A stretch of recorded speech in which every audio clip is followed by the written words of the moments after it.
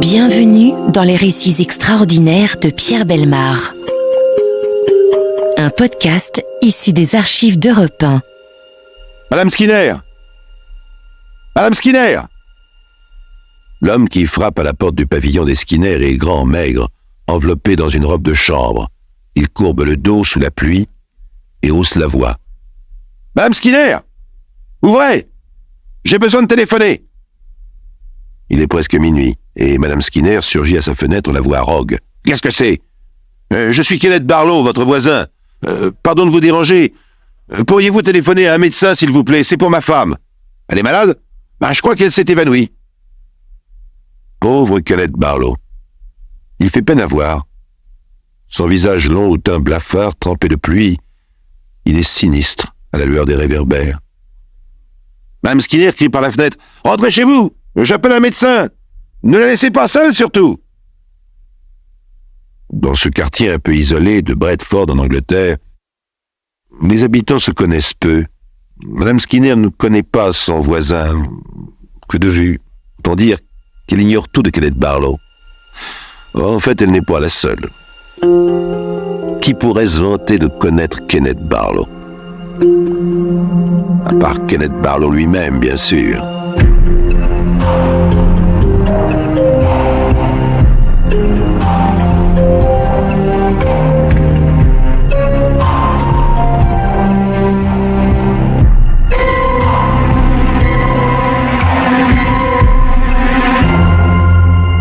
Le médecin referme la porte de la salle de bain à l'air soucieux.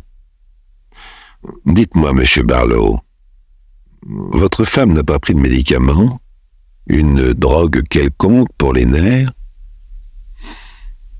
Pas à ma connaissance, docteur. »« Elle avait l'habitude de prendre des bains chauds? » ?»« Je suppose que oui. »« Il n'y a plus rien à faire, monsieur, je suis navré. Votre femme est morte. » »«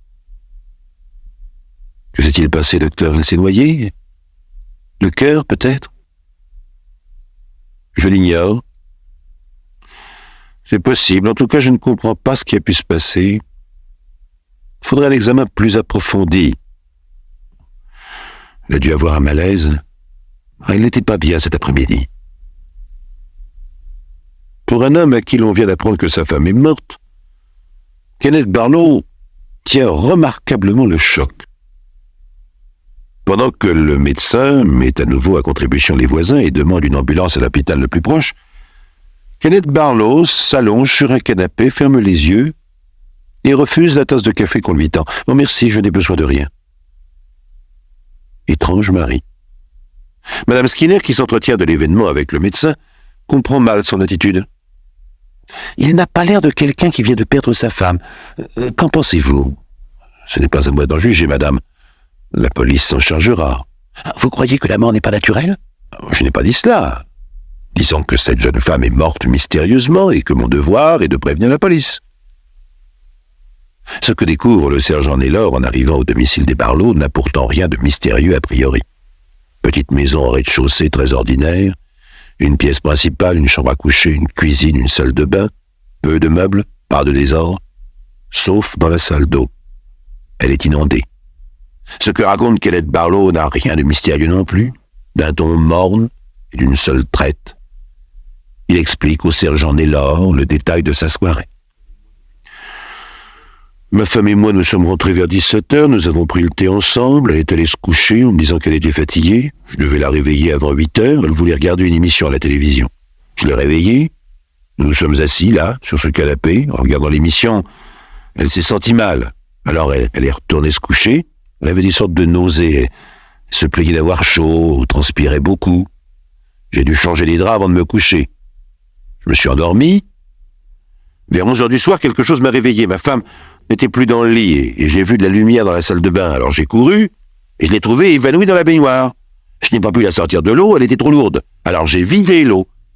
Je l'ai allongée sur le carrelage et j'ai essayé de la ranimer. Et j'y arrivais pas, alors je suis parti demander du secours. Quand le médecin est arrivé, il a dit qu'elle était morte. Kenneth Barlow se tient droit, debout devant le policier. Il s'est habillé. Il a rallumé le poêle éteint et il fume, et n'a manifesté aucune surprise en voyant arriver la police presque en même temps que l'ambulance, comme s'il s'était attendu à tout cela. La réaction des gens devant la mort d'autrui est si différente d'un individu à l'autre qu'il est hors de question pour un policier d'en tenir compte a priori. Certains pleurent, d'autres hurlent ou s'évanouissent. Kenneth Barlow fait partie de la race de ceux qui se taisent et ne manifestent aucune émotion apparente. Lorsque le sergent Naylor demande à l'inspecter la maison, Kenneth ne proteste pas. Au contraire, il l'accompagne, lui ouvre les portes, comme s'il faisait visiter un appartement à vendre. Ici la cuisine, le placard, la chambre.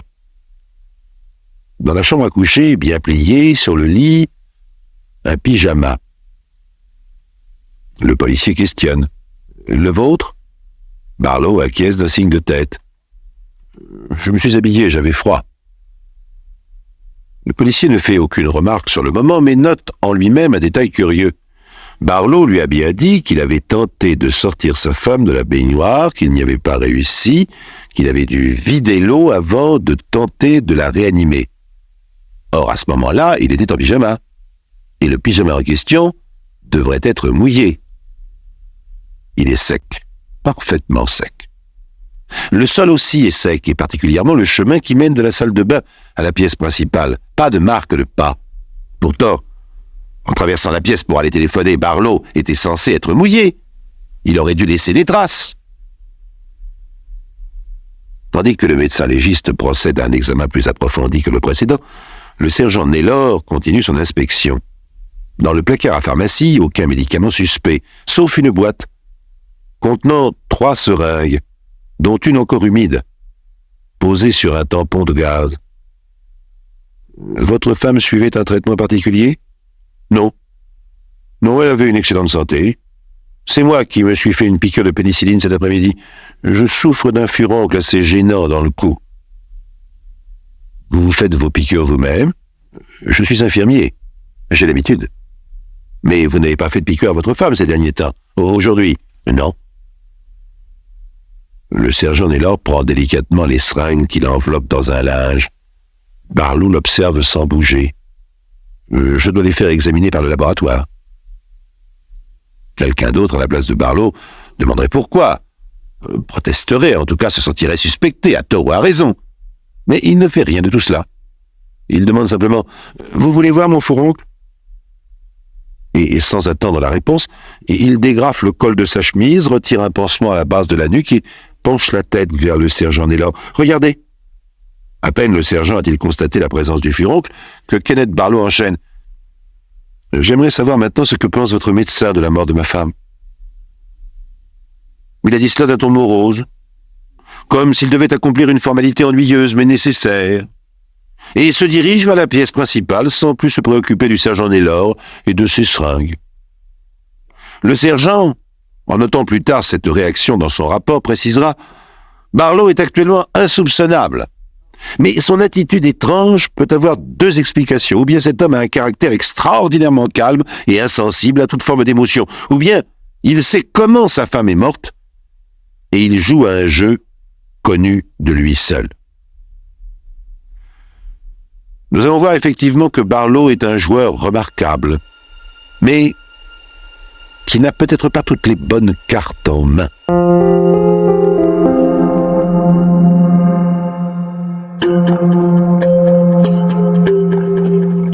La femme de Kenneth Barlow est donc morte mystérieusement. Selon les constatations du médecin légiste, rien d'apparemment discernable à l'autopsie n'a provoqué la mort, et pourtant cette mort n'est pas normale. Ce qui avait frappé le premier médecin, appelé par les voisins des Barlow, reste un mystère. La jeune femme avait les pupilles largement dilatées. Ce détail est en général révélateur d'une mort par empoisonnement ou excès de drogue. Or, les analyses chimiques ne donnent rien. Aucune substance toxique, aucune trace de piqûre intraveineuse, rien dans l'estomac. La jeune femme était enceinte de 2 mois environ, sans complications. Quant à la seringue, trouvée dans l'armoire à pharmacie, elle contenait effectivement des traces de pénicilline. Barlow n'avait pas menti. Pendant ce temps, le sergent Naylor enquête sur le passé du jeune veuf et découvre qu'il a été marié une première fois, qu'il était déjà veuf, depuis peu de temps d'ailleurs, puisque la première Madame Barlow est morte en 1956, un an auparavant, et dans des circonstances aussi étranges que la seconde. Le médecin, qui a délivré le permis d'inhumer, a constaté un arrêt cardiaque dû à des causes indéterminées. Malheureusement, aucune enquête n'a été faite sur la mort de cette femme et Barlow s'est remarié très peu de temps après, sans être inquiété. En même temps qu'il changeait de femme, il changeait aussi d'employeur, sans raison valable. Sur le plan professionnel, c'est un excellent infirmier, consciencieux, dont ses camarades parlent avec sympathie. L'un d'eux, surtout, qu'il a bien connu en 1955, avant la mort de sa première femme. Oh, Kenneth a beaucoup de qualités. J'ai toujours pensé qu'il aurait pu faire une bien meilleure carrière. S'il avait fait les études nécessaires, il aurait pu être médecin. Il a soigné ici avec dévouement de nombreux malades. C'est un garçon assez renfermé. Il ne parle pas beaucoup de sa vie privée, mais il ne manque pas d'humour. Vous pouvez vous renseigner sur lui. Certains de nos malades l'ont bien connu. Dans cet hôpital où travaillait Barlow en 1955, on soigne notamment de grands diabétiques handicapés qui ne peuvent assurer eux-mêmes leur traitement. C'est en parlant avec l'un d'eux que le sergent Naylor entend cette réflexion surprenante. « Barlow ? Ah, le grand infirmier maigre, bien sûr que je m'en souviens. Il me faisait mes piqûres tous les matins. C'est l'inventeur du crime parfait. » Qu'est-ce que vous dites ? C'est une plaisanterie qu'il faisait souvent. Il disait « Une dose appropriée d'insuline, c'est un billet simple pour l'au-delà. Un tout petit peu plus qu'il y en a là-dedans et hop, ni vu ni connu. » D'après lui, l'insuline ne laisse aucune trace. Il disait que c'était ça le crime parfait. Et vous n'aviez pas peur qu'il l'essaye sur vous ? Oh ben non, c'était une plaisanterie. Un peu morbide, je l'avoue, mais vous savez, nous autres diabétiques, nous savons bien que nous ne pourrions pas vivre sans l'insuline. Nous en parlons souvent entre nous. C'est vrai que c'est un médicament extraordinaire. C'est la vie ou la mort, à portée de la main. Certains malades se sont même suicidés. Il y en a qui ne supportent pas de vivre ainsi accrochés à une piqûre. Vous savez, il faut un drôle de morale dans certains cas. Muni de ses précieux renseignements, le sergent Naylor se précipite au laboratoire de la police pour demander que l'on recherche dans le corps d'Elizabeth Barlow des traces d'insuline. Il fallut 2 mois d'efforts et de multiples analyses pour en faire la preuve scientifique. Mais les spécialistes parvinrent à cette certitude. La seule explication de la mort d'Elizabeth Barlow, c'était l'insuline. Une minuscule trace de piqûre sur la cuisse, l'examen des tissus, celui du taux de sucre anormalement élevé, tout concordait. Kenneth avait injecté à sa femme 84 unités de ce produit, mortel pour un non-diabétique. Le coma hypoglycémique était survenu pendant le sommeil. Kenneth avait dû ensuite traîner sa femme dans la baignoire pour simuler un malaise. Inculpé de meurtre 6 mois après la mort de sa femme, Kenneth Barlow, toujours aussi maigre, toujours aussi morose, refuse pourtant d'avouer quoi que ce soit. Enfin, c'est ridicule. Cette histoire de piqûre n'a rien à voir avec la mort de ma femme. Oui, elle m'a demandé effectivement de lui injecter de l'ergotamine. Alors je l'ai fait. Cela se passait au moins 2 semaines avant sa mort. Ce produit était destiné à supprimer la grossesse. Elle ne voulait pas de l'enfant. Et ça n'a pas marché. Barlow, vous ne pouvez pas nier les résultats du laboratoire. Votre femme est morte d'une dose d'insuline. Et nous avons recueilli sur vous des témoignages accablants. Le jury ne vous acquittera pas. Vous feriez mieux d'avouer, de révéler votre mobile. C'est la seule façon peut-être d'obtenir des circonstances atténuantes. N'oubliez pas que votre première femme est morte de façon inexplicable. De là à penser que vous l'avez tuée aussi. Je connais la loi anglaise. On ne peut me juger que pour un seul crime. D'ailleurs, vous n'avez pas de preuves. Rien ne vous permet d'affirmer que ma première femme n'est pas morte naturellement. C'est exact. Ensuite, je n'avais aucune raison de la tuer, pas plus que la deuxième. C'est à vous de trouver un mobile. C'est vous qui accusez. Je ne vous étonnerai pas, monsieur Barlow, en vous disant que je connais votre mobile. Oh, c'est impossible, je n'en ai pas. La mort de ma femme ne me rapporte rien. Vous pouvez enquêter autant que vous voudrez depuis ma première rencontre avec elle jusqu'à sa mort. Nous ne sommes jamais disputés. Interrogez sa famille. Nous avons fait un mariage d'amour. Je ne l'ai jamais trompée, elle non plus. Notre ménage était exemplaire. Pourtant, elle ne voulait pas d'enfant. Et elle était enceinte. Peut-être a-t-elle voulu se suicider pour ne pas en avoir. C'est curieux que vous ne pensiez pas à cet argument, monsieur Barlow. Mais je sais parfaitement où vous voulez en venir. Vous voudriez me faire avouer que quelque chose n'allait pas entre ma femme et moi. La théorie du suicide est impossible, vous le savez bien. Pourquoi ça, monsieur Barlow? Qui nous empêche de penser que votre femme s'est faite elle-même une piqûre d'insuline? Elle connaissait les dangers de ce produit. Vous avez dû lui en parler souvent. Mais elle n'aurait pas pu s'en procurer toute seule. Alors disons que vous lui avez fourni le produit. Disons que vous êtes complice, simplement complice. Ben, j'ai bien envie de présenter l'affaire de cette façon au juge d'instruction. Après tout, on peut penser que vous aimiez tellement votre femme que vous avez voulu l'aider à mourir. C'est un mobile comme un autre. Mais c'est un mobile ridicule. Mais vous n'avez pas le droit. Mais je n'ai pas de mobile. Pour la première fois depuis son inculpation, Kenneth Barlow semble sortir de ses gonds. Il ne supporte pas la contradiction dès que l'on parle de mobile. Et le sergent Naylor sent qu'il tient le bon bout. Vous tenez beaucoup à ce qu'il n'y ait pas de mobile, Barlow. Beaucoup trop, à mon avis. Vous y tenez tellement que vous commettez une erreur grossière. Dites-moi donc ce que vous pensez du crime parfait. Ça n'existe pas. Vous y pensiez souvent d'après certains témoignages. Oh, ben tout le monde peut en parler, c'est pas pour autant que tout le monde tue, qu'il y a crime. Mais vous n'êtes pas tout le monde, Barlow. En tout cas, vous en êtes persuadé.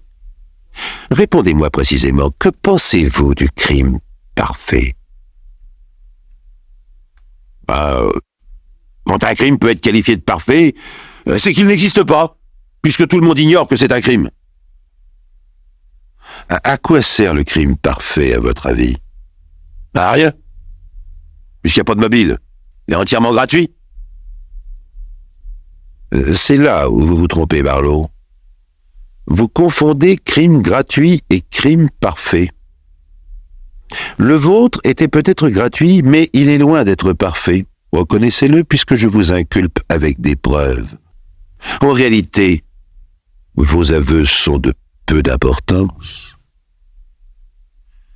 En le poussant à bout, le policier savait ce qu'il faisait.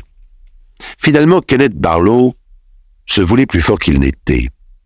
Au bout de 4 séances d'interrogatoire de ce genre, alors qu'il entamait la 5e, c'est lui qui céda. Voici le texte du message qu'il fit parvenir au sergent Naylor. « J'ai tué ma femme, c'est vrai. Je l'ai tuée pour vérifier une théorie. Je me suis trompé. Je pensais pouvoir réaliser le crime parfait. J'ai échoué. Non seulement j'ai été découvert, mais je dois reconnaître que j'avais un mobile.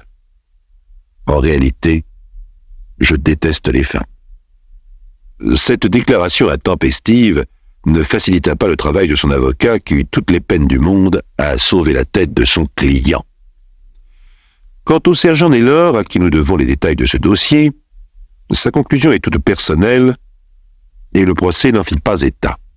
« Je suis persuadé, écrit-il, d'avoir eu affaire à l'un de ces fanatiques du crime parfait, et je suis persuadé que les aveux de Kenneth Barlow n'étaient destinés qu'à couvrir un premier crime, celui qu'il considérait vraiment comme parfait selon son éthique personnelle, car personne n'a jamais su vraiment de quoi et comment était morte sa première femme.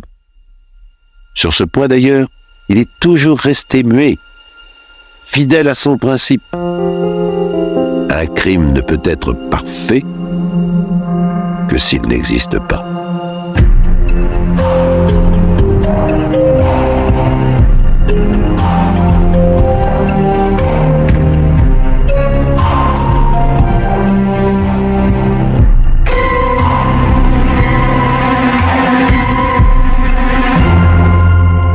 Vous venez d'écouter Les récits extraordinaires de Pierre Bellemare, un podcast issu des archives d'Europe 1 et produit par Europe 1 Studio.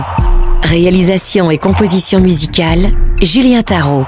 Production, Sébastien Guyot. Direction artistique, Xavier Joly. Patrimoine sonore, Sylvaine Denis, Laetitia Casanova, Antoine Reclus. Remerciements à Roselyne Bellemare. Les récits extraordinaires sont disponibles sur le site et l'appli Europe 1. Écoutez aussi le prochain épisode en vous abonnant gratuitement sur votre plateforme d'écoute préférée. Bienvenue dans les récits extraordinaires de Pierre Bellemare. Un podcast issu des archives d'Europe 1. Je ne crois pas que vous puissiez imaginer une seule seconde ce que fut la double vie de Julia Krantz. Je ne crois pas non plus qu'un être humain ait vécu la double vie de Julia Krantz. Elle a duré 7 ans. 7 ans de ténèbres. 7 ans pendant lesquels Julia Krantz fut tour à tour Dr. Jekyll et Mr. Hyde. Lorsque vous entendrez la fin de ce dossier extraordinaire, qui que vous soyez, regardez-vous dans une glace. Regardez-vous bien. Et demandez-vous très honnêtement ce que vous auriez fait ou ce que vous n'auriez pas fait à la place de Julia Krantz. Vous verrez comme ça fait peur. Vous verrez comme c'est effrayant de penser que la double vie de Julia Krantz pourrait être la vôtre. Julia Krantz a 17 ans en 1927 lorsqu'elle entame sa double vie. Elle en aura 27 quand tout sera terminé.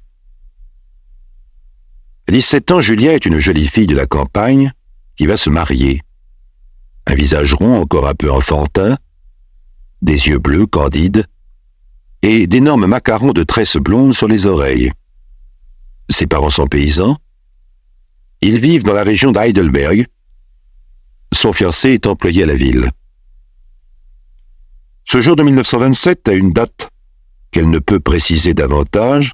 Vous comprendrez pourquoi tout à l'heure. Julia Krantz est dans un train pour un court trajet qui la ramène dans sa famille. Elle est mariée depuis environ 1 mois. Dans le compartiment en face de Julia, il y a sûrement quelqu'un. Ou à côté, à droite ou à gauche, il y a au moins quelqu'un, puisque quelqu'un lui parle. Qui est-ce? Il semble que ce soit un homme. Comment est-il? Julia ne sait pas. Comment s'appelle-t-il? C'est peut-être Schnee. Tiens, pourquoi Schnee? Non, c'est Denik. Non, c'est Bergen. Plutôt Bergen. En tout cas, c'est l'un ou l'autre. Il est docteur. Ah ça oui, c'est un docteur. Quoi d'autre, Julia Krantz? Rien d'autre, dit Julia Krantz. Non, vraiment rien d'autre. Ne m'en demandez pas davantage. Je ne me souviens de rien. Mais que s'est-il passé depuis votre mariage, Julia Krantz? Vous avez bien changé? Votre mari s'inquiète. Il n'ose pas le dire, mais il a peur. Vous êtes toujours malade, nerveuse, bizarre. Par moments, vous faites des choses étranges. Je ne sais pas, dit Julia Krantz. Je crois que je suis malade depuis longtemps. D'ailleurs, tout le monde le sait, j'ai toujours été malade. On me soigne, mais je crois que je ne guérirai jamais. Voilà, peu de choses près, ce que peut dire Julia Krantz à l'automne 1934, 7 ans après son mariage. Et justement, M. Krantz s'inquiète de l'état de santé de sa femme. Julia, cette vie ne peut plus durer. Je veux savoir ce qui se passe. Nous allons nous rendre tous les deux ensemble chez ton médecin. Depuis le temps qu'il te soigne, ton état ne s'améliore pas, au contraire. Comment s'appelle-t-il? Comment il s'appelle? Je sais pas. Comment tu ne sais pas? Enfin, Julia, c'est impossible. Tu y vas 2 ou 3 fois par semaine. Ne me dis pas que tu ignores son nom, tu deviens folle. Ne me tourmente pas, je t'en supplie. J'ai si mal à la tête. Enfin, tu sais au moins où il habite, je suppose, puisque tu y vas seul. Julia, tu m'écoutes? Julia Krantz, elle est très tirée, elle se tient le front, semble souffrir beaucoup. Bon, très bien, Julia, habille-toi, nous y allons tout de suite. Julia Krantz et son mari, Heinrich, quittent leur domicile à pied pour se rendre chez le médecin. Heinrich se laisse guider par sa femme. Elle se dirige vers le centre de la ville. Heidelberg est une charmante petite ville d'Allemagne occidentale. Elle appartient au Grand-Duché de Bade, entourée de forêts et construite autour du château des princes de Heidelberg, traversée par 2 rivières aux eaux calmes et claires. C'est une des plus anciennes cités universitaires d'Allemagne. Arrivée sur une petite place ornée d'une fontaine, Julia, soudain, s'arrête sur le trottoir, hésitante. Je ne sais plus où elle est. C'est tout près d'ici, j'en suis sûr. Mais je ne peux pas aller plus loin. Je t'assure, Heinrich. Ne m'oblige pas à aller plus loin. Je ne peux pas. Déconcerté, Heinrich regarde sa femme. Elle est agitée de tremblements nerveux, ses yeux sont devenus fixes. Elle ne cesse de répéter « Je ne peux pas, je ne peux pas !» Je t'en prie, Julia, fais un effort. Reprends-toi. Tu sais où habite ton médecin. Tu le sais forcément, mais dis-le, cherche. Et Julia se laisse tomber sur un banc en sanglotant convulsivement, incapable de parler. Heinrich est obligé d'abandonner et de ramener sa femme. À plusieurs reprises, il renouvellera l'expérience sans obtenir plus de résultats. À chaque tentative, Julia s'arrête pile sur la petite place près de la fontaine, incapable d'aller plus loin, et à chaque fois, victime de la même crise nerveuse. À force de ruse et de persuasion, Heinrich n'obtiendra qu'un seul renseignement de Julia. Cet homme est le seul à pouvoir me soigner. Il met ses mains sur ma tête et l'horrible douleur s'en va. Qu'est-ce qu'il te dit? Il dit « Calmez-vous, Julia, et dormez. » Je m'endors et je n'ai plus mal. En dehors de cela, rien. Julia ne cesse de se plaindre de maux de tête violents, elle est déprimée, pleure la moitié du temps et dit qu'elle va mourir. Dès que son mari a le dos tourné, elle disparaît chez ce médecin inconnu dont les honoraires sont si élevés qu'il frise l'escroquerie. Heinrich a bien tenté de refuser l'argent nécessaire, mais Julia l'a volé, a vendu ses bijoux, et elle dépérit de plus en plus. Chaque fois que son mari a tenté de la suivre, il a échoué. Julia a été comme avertie et retournée sur ses pas. Les crises étaient si violentes ensuite que son mari a dû y renoncer. Oh, peut-être avez-vous déjà compris. Heinrich, lui, ne comprend pas. C'est un homme simple, employé de bureau, d'une intelligence moyenne. Sa réaction pourtant est sûrement la bonne. Ne sachant plus quoi faire, il se présente à la police de Heidelberg. Je viens déposer une plainte contre inconnu. Ma femme se fait soigner par un guérisseur depuis 7 ans. J'ignore qui est cet homme, où il se trouve. Mais il nous a dépouillés de 3000 marks au moins.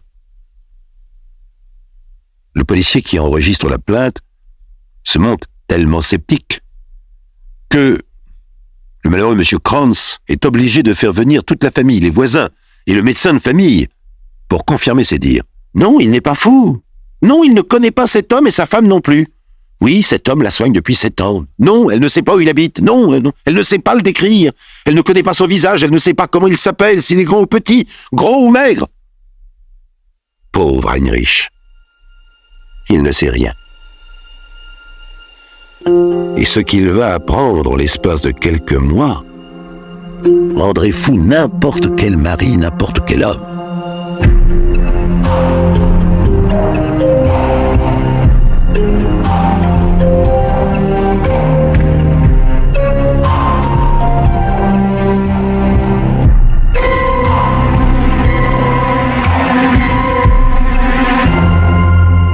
Enfin convaincue, la police de Heidelberg, ne sachant par quel bout entamer son enquête, décide d'appeler au secours le docteur Meyer, psychiatre réputé et spécialiste, l'un des rares à cette époque en 1934, spécialiste, vous l'avez dit vous-même, de l'hypnose. Dès le premier examen, les conclusions du docteur Meyer sont formelles. Cette femme est dans un état hypnotique extrêmement profond. Elle se trouve actuellement dans ce que nous appelons une situation de refus ou de blocage, c'est-à-dire elle est capable de répondre à toutes les questions qui concernent sa vie domestique connue, sans aucun trouble de la mémoire. Par contre, dès qu'on lui parle de sa vie privée, de sa vie de malade, de ses pensées ou de ses sentiments personnels et surtout de son médecin, le blocage intervient. La personne qui a pratiqué sur elle cette forme d'hypnose a réalisé un véritable dressage hypnotique. Autrement dit, Julia Kranz vit une existence consciente avec son mari et son entourage immédiat, mais elle mène une autre existence inconsciente qui la perturbe gravement. Je suppose, ajoute le docteur Meyer, je suppose que l'hypnotiseur est très habile, et qu'il a utilisé des mots clés, ce que l'on appelle des mots de verrouillage, pour empêcher le sujet de parler. Ce qui revient à dire que sans connaître ces mots clés, il est impossible de savoir ce qu'il a commandé au sujet de faire. Tout ce que je peux tenter moi-même, c'est de l'hypnotiser à mon tour. Cela demandera du temps, de la patience, mais je pense y arriver. Julia Krantz est un sujet facile, peut-être même trop facile. Il est possible que son hypnotiseur ait réussi à lui faire accomplir des actes graves. En principe, les cas de ce genre sont rares, mais l'état de cette jeune femme m'inquiète, je vous l'avoue. Julia Krantz, désespérée, s'adresse alors elle-même au docteur Meyer. « Docteur, aidez-moi, je vous en supplie. C'est horrible, tout s'embrouille dans ma tête. Mais j'ai parfois le sentiment que cet homme m'a fait faire des choses affreuses. J'ai honte de le dire, il me semble que j'ai trompé mon mari, mais je ne sais pas avec qui ni comment. Aidez-moi à savoir, je veux savoir. » À la première séance d'hypnose pratiquée par le docteur Meyer, la police apprend 2 ou 3 choses intéressantes. Julia parle avec difficulté, d'une voix étrange, monocorde. Je suis dans le train. J'ai mal à la tête. Un homme me parle. Il dit « Je suis médecin, naturiste et homéopathe. Je suis le docteur Bergen. Il dit que je suis malade, qu'il va me soigner. Il m'aide à porter ma valise, il me prend la main, il me regarde. Il me regarde. Il me regarde, je n'ai plus de volonté. Il me dit qu'il fait noir autour de moi. Je ne vois plus rien, je marche longtemps. Nous entrons dans une maison, un escalier, 2 étages. Il y a un bureau de bois, une pendule en marbre, une chaise longue, un lit. Je sens sa main se poser sur ma tête. Il dit « Calme, calme. » Je vois plus rien. Décrivez cet homme. Je ne peux pas. Je ne le vois pas. Effacez tout cela. Pensez à cet homme. Comment fait-il pour calmer les douleurs de votre tête? Il mit sa main à gauche sur ma poitrine, la droite sur ma tête, puis devant ses yeux. Pensez à lui maintenant, que voyez-vous? Je vois une cicatrice sur la jambe gauche, sur le tibia. Je vois un maillot de bain bleu avec une ceinture blanche. Il est grand. Ses cheveux, clairs. Son visage. Une dent au nord à droite, une dent au nord. C'est tout ce que je vois. Je ne vois plus rien. Et c'est moi.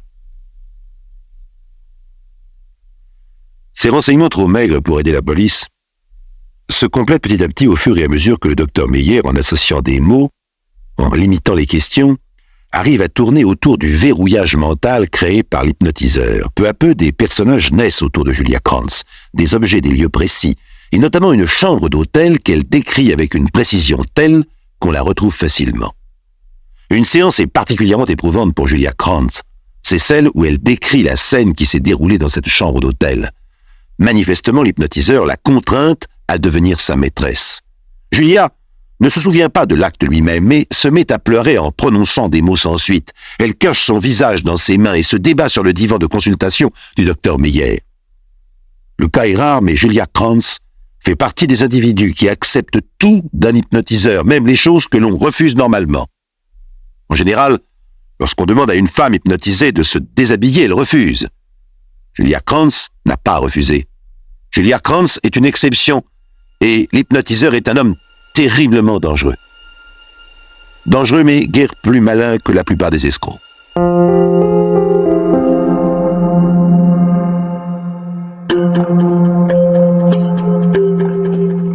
Le 27 juillet 1934, à Speyer, la police arrête par hasard un certain Franz Walter, ancien employé de banque, qui se fait passer pour un médecin guérisseur et vient d'escroquer un malade de quelques centaines de marks. L'histoire de Julia Krantz faisant grand bruit en Allemagne, on pense immédiatement à lui. et l'on montre sa photo à Julia, espérant déclencher dans son esprit un souvenir précis. Hélas, Julia ne reconnaît pas l'homme. Elle ne voit, dit-elle, même hypnotisée par le docteur Meyer, que du noir. Pour le spécialiste, c'est une indication, mais pour la police, ce n'est guère suffisant. C'est la confrontation qui va convaincre les policiers. Oh, bien sûr, Franz Walter nie tout. Il ne connaît pas cette femme. Il n'est jamais venu à Heidelberg. Il ne pratique pas l'hypnose, mais il n'ose pas regarder Julia dans les yeux. Il est mal à l'aise, il tourne la tête à gauche, à droite, parle d'abondance. Le plus extraordinaire, c'est que Julia, en face de cet homme, ne le reconnaît pas. Étrange personnage. Grand, un visage taillé en lame de couteau, des cheveux pâles, des yeux pâles, que tout le monde fixe, avec une gêne évidente. Les policiers, le mari de Dr Meyer. Des yeux pâles et un regard bizarre, un regard, comment dire, étranger au personnage, qui semble faire partie d'autre chose que du visage, comme s'il existait tout seul. Bien que les preuves, les détails obtenus de Julia Kranz, soient largement suffisants pour l'identifier, cicatrices, dents en or, pièces de vêtements, portefeuille, et même témoins physiques qu'il avait vus en compagnie de Julia, Walter se contente de nier. Et la police est bien embarrassée. De quoi inculper cet homme? Comment obtenir la preuve de son influence néfaste sur Julia? C'est le docteur Meyer qui trouve. À force de travail et de réflexion, il trouve un mot. Floxila. Un mot qui ne veut rien dire, mais qu'il a obtenu par association de syllabes successives et selon les réponses de Julia Kranz. Et ce mot, c'est l'un des mots-clés, l'un des mots verrouillage qui libère Julia Kranz de l'interdiction de parler. Il y en aura d'autres. Combarus et Philophie. 3 clés pour ouvrir 3 portes du subconscient de Julia. 3 portes derrière lesquelles enfin apparaît l'autre vie de Julia Kranz. Floxila ouvre la porte des relations sexuelles interdites. Lorsque Walter dit Floxila, Julia accepte d'être sa maîtresse ou celle de quelqu'un d'autre au gré de son maître. Julia accepte toutes les perversités. Et quand Julia voit enfin tout ce qu'elle a fait, qu'elle le réalise pleinement, c'est le drame. Pour elle, comme pour son brave homme de mari. Floxila est une Julia prostituée, consentante. Mais aussi épouvantable que soit cette découverte, il y a pire. Combarus ouvre la porte du suicide. Walter dit Combarus, et Julia se jette dans le fleuve toute seule un soir d'automne 1930. On la sauve de justesse, elle se débat, elle veut mourir. Son entourage pense à la folie, on la surveille, elle recommence. Walter dit Combarus, tout est noir. Tu es calme, Julia. Tu monteras lentement les marches de l'escalier qui mènent à ta chambre. Tout est noir, tu es calme. Tu grimperas sur la fenêtre, doucement, tu es calme. Tout est noir, tu sauteras, Julia. C'est son mari qui l'a rattrapé à temps. Et il y a plus grave encore. Il y a Philophie. Voyons ce que peut faire le génie hypnotique de Franz Walter avec un mot comme Philophie. Ton mari veut te tuer, Julia. Tu dois le tuer avant qu'il ne te tue. Il a un revolver? Où se trouve-t-il? Oui, répond Julia. Dans le tiroir de son bureau. Tu prendras le revolver. Tu le cacheras sous ton oreiller. Lorsque ton mari sera endormi, tu enlèveras le cran de sûreté. Tu approcheras doucement le revolver de sa tempe et tu appuieras sur la gâchette. Tu tireras, Julia, tu tireras. Ensuite, tu mettras le revolver dans sa main pour faire croire qu'il s'est suicidé. Julia raconte comment elle a pris le revolver, comment elle l'a caché, comment elle l'a tiré. Son mari précise qu'il avait retiré le chargeur car il se méfiait des idées de suicide qui lui tournaient parfois dans la tête. Avec Philophie, Julia a essayé les champignons vénéneux. Le mari se souvient. Il n'en a mangé que 2 cuillères, ils étaient trop amers. Il a été malade tout simplement pendant 2 jours. Toujours avec Philophie, Julia a coupé le câble des freins de la moto de son mari. Il a eu un accident, il s'en est tiré. Chaque fois qu'il donnait des ordres, Walter utilisait l'un des mots-clés réservés à un usage particulier en disant Personne ne pourra vous faire dire cela. Vous ne vous souviendrez de rien. Vous ne pourrez parler que si l'on vous frappe sur la main en pliant vos petits doigts et en prononçant le mot philosophie, alors seulement vous pourrez parler. Il faudra des heures, chers amis, pour vous conter par le menu tout le rapport fantastique du fantastique Dr Meyer qui, en 6 mois, réussit à reconstituer la double vie de Julia Krantz dans ses moindres détails. Je vous dirai simplement en passant, et entre autres, que Julia fut 3 fois enceinte d'œuvres diverses et subit 3 avortements sans le savoir, car l'ignoble Franz Walter était aussi un faiseur d'anges. La seule chose que Julia découvrit elle-même sans l'aide du docteur Meyer, elle le doit au hasard.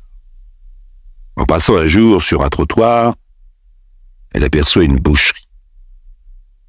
Guidée vers une force mystérieuse, elle y entre. Y reconnaît celui qui sera le second accusé du procès, le boucher.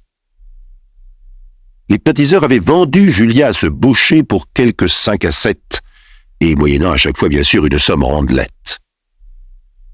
Bonnemère, le boucher, nia lui aussi. Malheureusement pour lui, sa femme était au courant.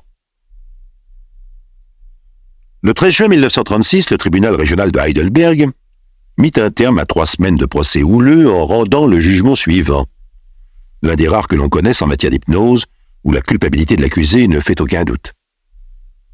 Le boucher pour attentat aux bonnes mœurs et complicité d'escroquerie, 4 ans de réclusion. L'hypnotiseur, pour escroquerie, blessure grave et attentat aux mœurs, 10 ans de réclusion, et la perte de ses droits civiques pendant 5 ans. Pendant 5 ans seulement. Ah, dommage.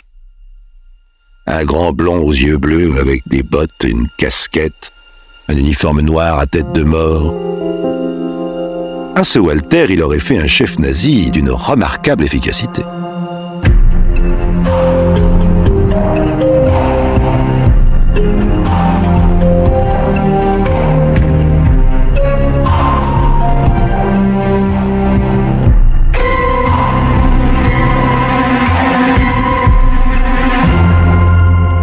Vous venez d'écouter Les récits extraordinaires de Pierre Bellemare, un podcast issu des archives d'Europe 1 et produit par Europe 1 Studio.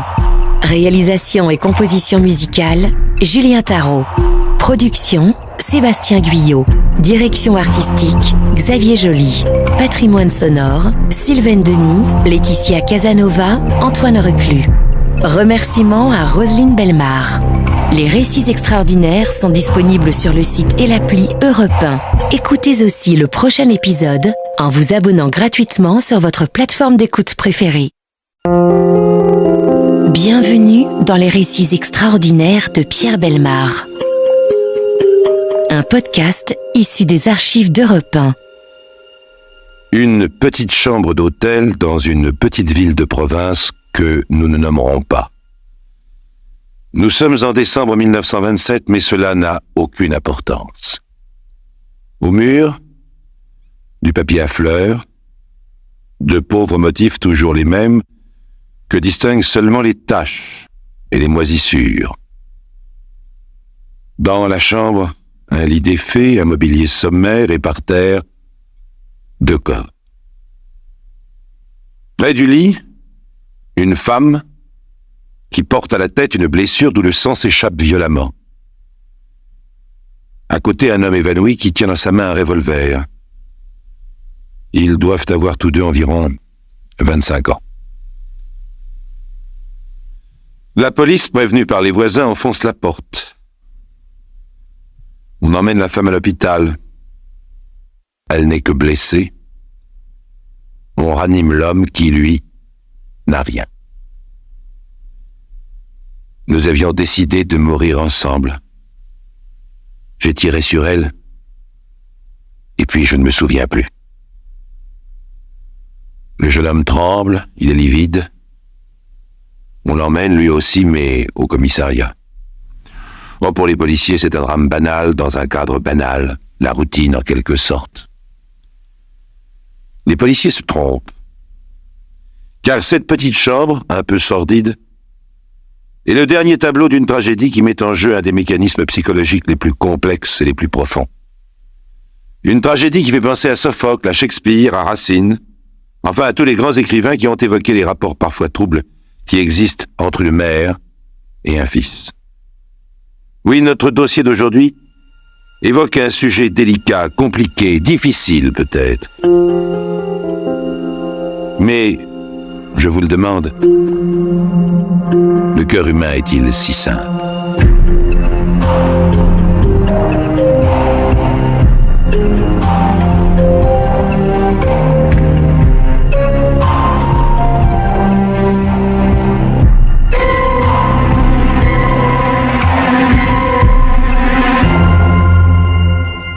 Frédéric est né au début de ce siècle dans la même petite ville de province dont nous vous parlions à l'instant. Sa naissance constitue le premier élément de son destin. Sa mère meurt en lui donnant le jour. Bon, il n'est pas question de tout expliquer par cette absence de mère. La vie n'est pas aussi schématique. D'autres enfants ont grandi sans mère et n'en sont pas arrivés au point de Frédéric. Mais il est évident que tout cela va jouer un grand rôle. L'enfance de Frédéric se passe dans les rêves et la solitude. C'est un garçon fermé, secret. Il n'a même pas de frère ou de sœur avec qui partager ses jeux, il est fils unique. Ah bien sûr, il a son père, beaucoup plus âgé que lui, 40 ans au moment de sa naissance. C'est d'ailleurs un bon père. C'est un homme d'affaires aisé qui consacre tous ses efforts à son fils, qui veut faire de lui son digne successeur, lui assurer une position sociale. Mais pour Frédéric, qui est brillant élève, ce n'est pas l'essentiel. À qui confier ses rêves? À qui confesser ses angoisses? Pas à son père, qu'il ne voit presque pas, qui rentre le soir fatigué, et qui s'inquiète seulement de savoir s'il a bien fait ses devoirs. Non, ce n'est pas à un père qu'on dit ces choses-là. Ce n'est pas un père qu'on appelle la nuit quand on fait des cauchemars. Ce n'est pas lui qui peut vous prendre la main.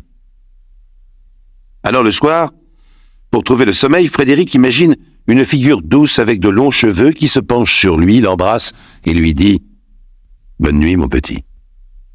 Et c'est ainsi que chaque nuit, Frédéric s'endort. Frédéric a grandi. 1914, il a 12 ans, son père part à la guerre, papa est officier. De temps en temps, dans son pensionnat, Frédéric reçoit des nouvelles du front. Ah, comme il aimerait avoir quelques années de plus pour pouvoir faire la guerre lui aussi. Tuer ou se faire tuer, comme c'est simple. Ce serait peut-être le moyen d'échapper à ce trouble qui le ronge et qu'il ne peut définir. Mais la Grande Guerre passe à côté de Frédéric. Il n'a que 16 ans quand elle se termine, et il reste seul avec ses problèmes et ses contradictions d'adolescent. Quelques années passent encore, et un jour le père de Frédéric annonce à son fils une grande nouvelle. « Frédéric, je vais me marier. Tu es content d'avoir une belle maman? Elle s'appelle Anne. Oh, je suis sûr que tu l'aimeras bien. » Anne a juste un peu plus de 20 ans. L'âge de Frédéric. Anne est belle le jour de son mariage sous son voile blanc. Frédéric, qui est le témoin de son père, lui sourit, et Anne lui sourit aussi.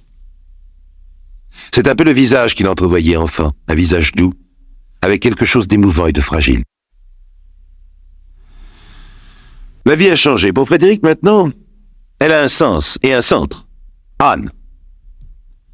Frédéric a terminé ses études, il cherche un travail, mais sans grande conviction. Il passe ses journées, des journées entières, à s'occuper de sa jeune belle-mère, car Anne est malade, gravement même. Les médecins qui se succèdent à son chevet parlent de tuberculose. Toujours est-il qu'elle ne peut plus quitter son lit. Elle a besoin de quelqu'un près d'elle en permanence. Et son mari, toujours absent dans la journée, ne rentre que le soir. Alors, Frédéric se dévoue, car pour lui, il n'est question que de dévouement. Il est là du matin au soir, attentionné, prévenant, inquiet. Il lui prépare ses potions, lui fait prendre ses médicaments. Il s'affaire autour du lit. Les journées passent follement comme dans un rêve. Et le soir, juste avant que son père ne rentre, Frédéric s'en va. Il s'en va dans sa chambre de bonne, quelques rues plus loin. Il ne s'est jamais interrogé sur son comportement curieux qui consiste à rester près de sa belle-mère toute la journée et à fuir son père le soir. Pour lui, tout cela est si normal, si naturel, si bien. Ah oui, Frédéric est bien. C'est la vie qu'il avait rêvée. Les journées s'écoulent paisibles, calmes. Anne et Frédéric sont des camarades qui discutent ensemble et de tout et de rien. Anne apprécie la douceur, la gentillesse de son beau-fils. S'il n'était pas là, que deviendrait-elle? Que faisais-tu avant d'épouser papa? Et Anne raconte son enfance et sa jeunesse. Elle la raconte 1000 fois. Oh, cela la fatigue un peu, bien sûr, mais ça lui fait tellement de bien de parler à quelqu'un qui la comprend. Elle raconte qu'elle voulait devenir pianiste. Elle a fait le conservatoire, mais sa santé l'a empêchée de poursuivre. Quand tu iras mieux, dit Frédéric, je t'emmènerai au concert. Tu veux bien? Oh, mon pauvre Frédéric, ça n'arrivera jamais. Mais si, tu verras, très bientôt. Tout est si simple. Une sorte de charme trouble s'est établi entre deux. Cela dure 1 an. 1 an pendant lequel Frédéric passe toutes ses journées auprès d'Anne. Il a enfin trouvé la présence douce et féminine qu'il avait cherchée pendant toute son enfance. Jusqu'ici, il n'avait connu qu'un père homme d'affaires, puis soldat, et au pensionnat des camarades d'épions, des maîtres d'internat, des professeurs, enfin des garçons ou des hommes. Les quelques femmes qu'il avait entrevues, il les méprisait, c'étaient des filles de rencontre, prostituées ou non, dont il cherchait la compagnie parce qu'il fallait bien faire comme les autres. Et voici que pour la première fois, une femme le comprend, lui parle, s'intéresse à lui pose des questions, répond aux siennes. Alors tout son besoin d'amour, qui avait été jusque-là enfoui, caché au plus profond de lui, déborde d'un seul coup. Frédéric n'est pas amoureux au sens banal du terme. C'est un amour pur, platonique, c'est sa mère qu'il aime au travers d'Anne. Peut-être sent-il quelque chose comme un interdit, mais il ne peut pas y penser. Frédéric s'abandonne à une ivresse à la fois merveilleuse et dangereuse. Seulement voilà, Anne a 21 ans maintenant et Frédéric a lui aussi 21 ans. Et il faut bien compter avec l'opinion des gens. Un jour, le père de Frédéric le prend à part. Écoute, je dois te dire quelque chose. On remarque, ce n'est pas vrai qu'il y voit un inconvénient. Mais enfin, tu passes toutes tes journées avec Anne. Note bien que moi, ça me fait plaisir. Je t'en suis reconnaissant, mais j'ai entendu certains bruits, certaines phrases. Les gens se posent des questions. Quoi? Quelles questions? Ah, écoute, il faut que tu comprennes comment sont les gens. C'est ta belle-mère, après tout. Tu passes tout ton temps dans sa chambre, à côté de son lit, et vous avez le même âge. Enfin, qu'est-ce que cela veut dire? Mais qu'est-ce que tu oses supposer? Mais rien du tout. J'ai une totale confiance en toi et en elle, mais ma réputation, tu comprends? Tu sais ce que c'est qu'une ville de province. Écoute, Frédéric, je te le demande pour moi. Tâche de venir un peu moins souvent, ou du moins, si tu viens quand je suis là. Frédéric est brusquement devenu très pâle, il tremble. Ah, c'est comme ça. Ah, c'est comme ça. Eh bien, adieu. Tu ne me reverras jamais, Anne non plus. Mais Anne, tu sais, elle en mourra. Et Frédéric s'en va. Il ne quitte plus sa chambre de bonne que pour aller dans les bistrots. Mais cette ivresse qu'il essaye de retrouver, ce n'est plus celle qu'il goûtait avec Anne. Elle lui laisse un goût amer. Avant, ils étaient 2 à se perdre. Maintenant, Frédéric est en train peu à peu et délibérément de se perdre tout seul. Pourtant, Frédéric, voyez-vous, devait revoir son père.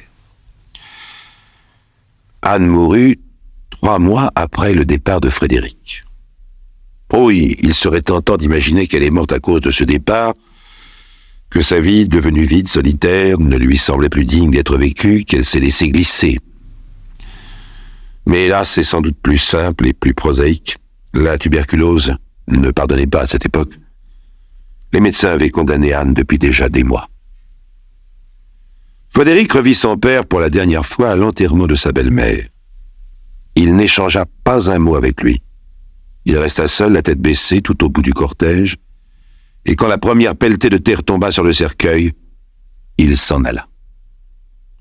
Oh, Frédéric n'alla pas loin, car il ne quitta pas la ville, mais c'était quand même une coupure totale, définitive. À partir de ce moment-là, il tira un trait, il rompit tous les ponts, et personne, parmi sa famille et ses anciens amis, n'entendit plus jamais parler de lui. Enfin, jamais, jusqu'à ce jour de décembre 1927, quelques 4 ans plus tard, où la police le découvrit évanoui, à côté de sa maîtresse, sur laquelle il venait de tirer.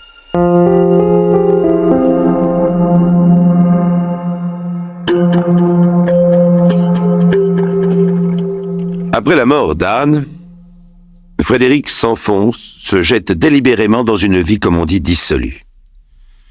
Les femmes succèdent aux femmes, comme il est beau garçon, il n'a pas de mal à en trouver, et quand il n'en trouve pas, il se contente des prostituées. Il change de maîtresse 10, 20 fois par an, et change presque aussi souvent de métier, il fait un peu de tout. Si on ne l'a pas chassé de sa place au bout de quelques semaines, c'est lui qui s'en va. Frédéric a commencé un processus lent et inconscient d'autodestruction. Pourquoi? Pour échapper à quoi? Quelle image le tourmente? Est-ce le sourire de sa belle-mère morte? Est-ce le visage de son père le jour de la fameuse scène où il est parti de la maison? Les deux sans doute. Frédéric se sent doublement coupable. Coupable d'avoir aimé Anne, de l'avoir disputée à son père, comme s'il s'était agi de sa propre mère, mais coupable aussi de l'avoir abandonnée, de l'avoir laissé mourir seul. Frédéric a tout raté.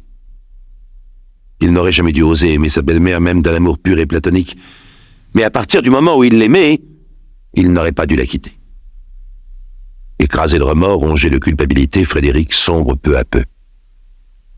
Jusqu'au jour où apparaît Adèle. Adèle qu'il rencontre dans un bal un samedi soir. C'est une étudiante, gentille, jolie, intelligente. Mais comme lui, elle semble avoir des problèmes. Elle ne fait pas de difficultés pour lui céder, et leur liaison dure longtemps, 3 ans exactement. Frédéric a abandonné ses anciennes maîtresses, il a bien sûr encore des aventures de temps en temps, mais il revient toujours vers Adèle. Il boit comme par le passé, il a souvent des colères violentes, il la quitte mais il revient. Il lui jure qu'il l'aime, et Adèle le croit, car c'est sans doute vrai. Que s'est-il donc passé? Qu'est-ce qui a fait que cet être instable, égaré, perdu, se soit fixé avec une femme? Qu'est-ce qu'il a trouvé en Adèle qui l'attire et le retient?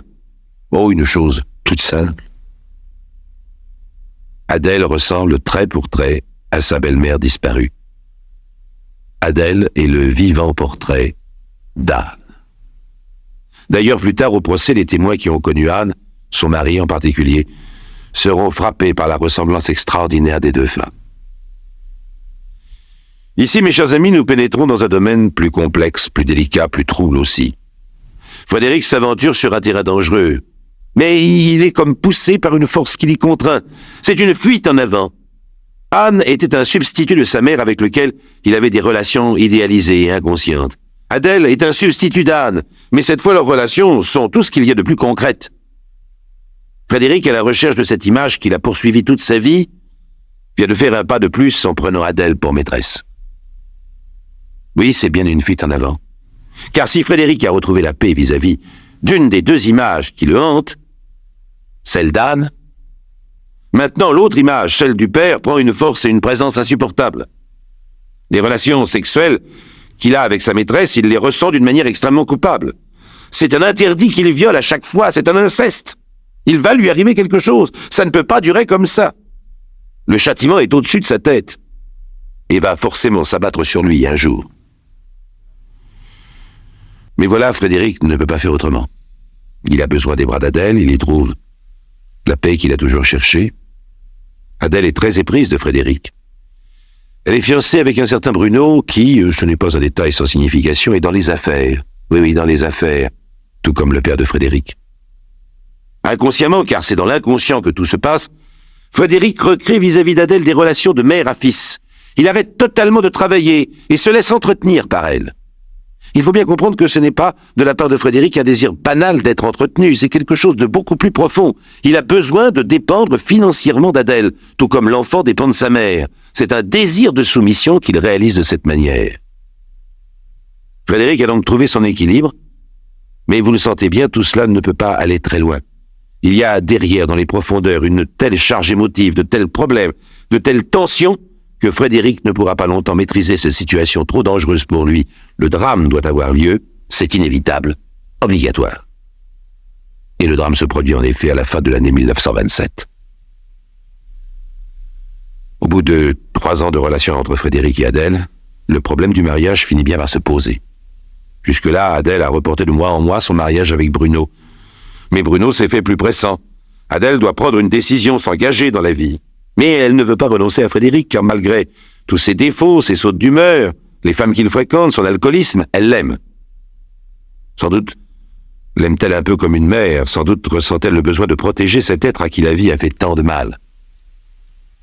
Alors un jour de décembre 1927, voici ce qu'elle propose à Frédéric. « Mon chéri, il faut que j'épouse Bruno. Nous, ça ne peut pas durer comme ça. Écoute, si tu restes avec mon mari et moi, tu seras l'ami de la famille. Et entre nous, rien ne sera changé. » Oui, c'est cette incroyable solution qu'Adèle a imaginée pour résoudre le problème. La réaction de Frédéric est si violente qu'elle laisse Adèle stupéfaite. « Adèle, veux-tu te suicider avec moi ?» Adèle met plusieurs jours à accepter, mais elle accepte. Sans doute, elle aussi est-elle une tourmentée, une inquiète. Sans doute, pour elle aussi, la vie ne vaut pas grand-chose. C'est Adèle, bien entendu, qui achète le revolver, car cette fois encore, Frédéric doit dépendre financièrement d'elle jusque dans la mort. Mais pourquoi ? Pourquoi cette brutale réaction de Frédéric quand Adèle lui a proposé cette solution, bien entendu boiteuse, insensée ? Pourquoi le mariage d'Adèle, le fait qu'il devenait l'ami du couple, l'a-t-il décidé à mourir avec sa maîtresse ? Eh bien, sans doute parce que c'était la répétition de la situation qu'il avait depuis toujours hantée. Adèle allait se marier avec son homme d'affaires et lui, en tant qu'ami de la famille, se retrouverait dans la position d'un fils vis-à-vis de ses parents, et il aurait Adèle, c'est-à-dire sa mère, comme maîtresse. Bien sûr, dans un certain sens, c'était cela qu'il avait rêvé. Mais c'était devenu brusquement trop clair, trop évident. Ce qui était jusque-là resté dans l'inconscient passait dans la conscience, et avec ce passage ressurgissaient brutalement tous ces sentiments de culpabilité et d'angoisse. Brutalement, Frédéric se rendait compte que l'aventure dans laquelle il s'était engagé, poussé par une image, était une aventure sans issue. Ou plutôt s'il y avait une issue, bien sûr, la mort. La mort qui permettait de concilier à la fois son amour et son sentiment de culpabilité. La mort qui lui permettait de rejoindre sa mère tout en donnant satisfaction à son père. Car cette union qu'il propose à Adèle sous la forme d'un suicide commun est un acte d'amour, un acte charnel et passionnel à la fois. Mais par cette double destruction de lui-même et de l'objet aimé, il apaise l'image paternelle terrible qui n'a jamais cessé de le poursuivre. Il se punit tout en réalisant son désir. En entrant dans la chambre d'hôtel, la chambre sordide aux papiers à fleurs tachées, Frédéric a trouvé la paix. Il tient dans sa main le revolver. Il a enfin résolu ses contradictions. Il a devant lui deux visages qui lui sourient comme pour lui souhaiter bonne chance dans l'éternité.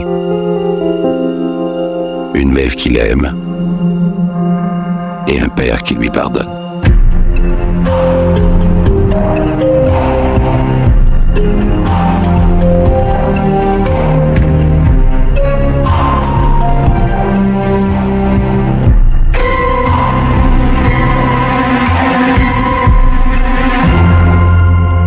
Vous venez d'écouter Les récits extraordinaires de Pierre Bellemare, un podcast issu des archives d'Europe 1 et produit par Europe 1 Studio.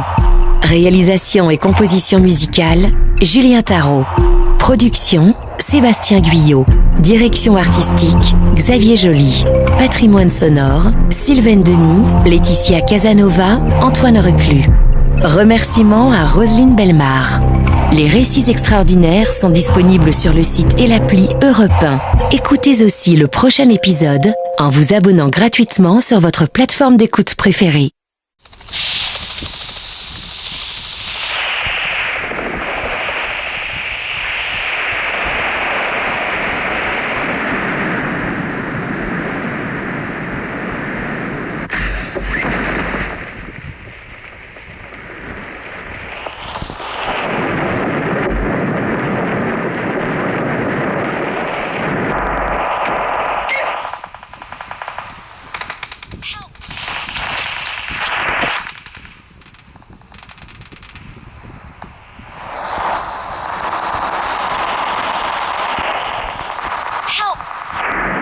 Awesome.